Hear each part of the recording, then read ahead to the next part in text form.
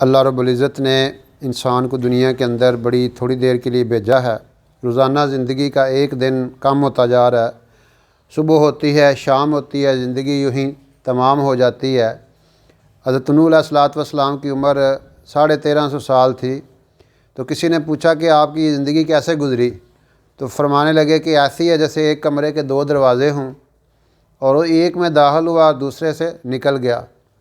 تو یہ گویا کہ یعنی زندگی کا جو نظام ہے اسی طرح ہی چل رہا ہے کہ بڑی تیزی سے زندگی ہماری ختم ہوتی جا رہی ہے۔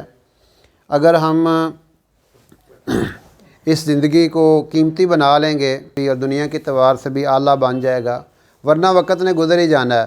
اس لیے نبی علیہ الصلوۃ والسلام کے پاس ایک وفد آیا، آپ نے پوچھا عقل مند کون ہے؟ عقل مند شخص کون ہے؟ تو وہ کہنے لگے کہ اللہ اور اللہ کے رسول بہتر جانتے ہیں۔ تو آپ نے فرمایا کہ عقل مند شخص وہ ہے جو موت کو یاد رکھے اور موت سے پہلے موت کی تیاری کر لے۔ تو یہ انسان کو جو وقت دیا گیا ہے بڑا شارٹ ہے، بڑا محدود ہے۔ اس لیے آپ علیہ السلام نے فرمایا کہ صبح ہو جائے تو شام کا انتظار نہ کرو، شام ہو جائے تو صبح کا انتظار نہ کرو۔ اور پھر آپ نے فرمایا جنت کی دوڑ لگاؤ جتنا تم میں زور ہے، اور دوزخ سے دور بھاگو جتنا تم میں زور ہے۔